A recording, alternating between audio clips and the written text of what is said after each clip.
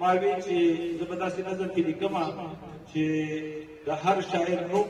او د هغه په یو شعر کې پېژندګلو یا ستاینه نو ما چې په دریو څو کې یو نظم مکمل کړو 3 پاڼې ته ډکې شوې نو چې بیا مې کتل باید دا خو نیمه مشاعره صرف زما په نظم باندې ولیکي نو مختصر یو نظم مې ولیکو هغه مې د خاکسار صاحب سره او د بابر جدون صاحب سره وعده ده چې هغه کله پوره کړم نو بیا به ځکه چې نن سبا په دې ورځ کې پروګرامونه ډېر زیات دي د پبلک سکولونو پیرنټس ډے شروع شي او پکې راځي ادبي پروګرامونه سپارلې دي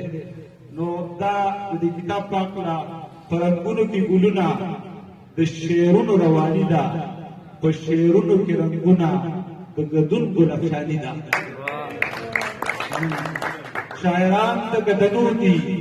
افتخار د پښتنو دي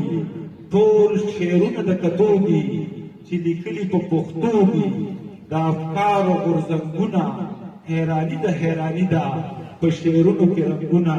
د ګدون ګلفشاني ده تذکره د شاعرانو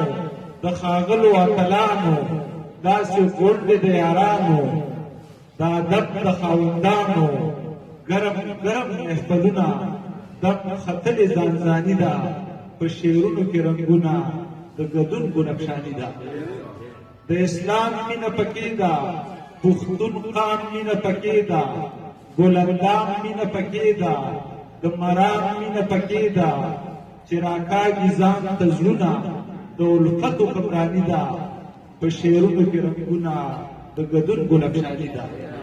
که زما د مینې رنګ دی پکې ستا د مینې رنګ دی د هر چا د مینې رنګ دی د ښکلا د مینې رنګ دی دلته نشته نفرتونه د الله مهرباني ده په شعرونو کې رنګونه د ګدون ګلفشاني ده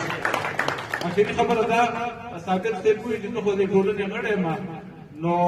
هغه د شاباسګړۍ ته زه چې لږه پوهیم چې زما زړه غواړي چې زه د دې ټولنې غړی شم خو سهار صاحب راسره یې ډېره مننه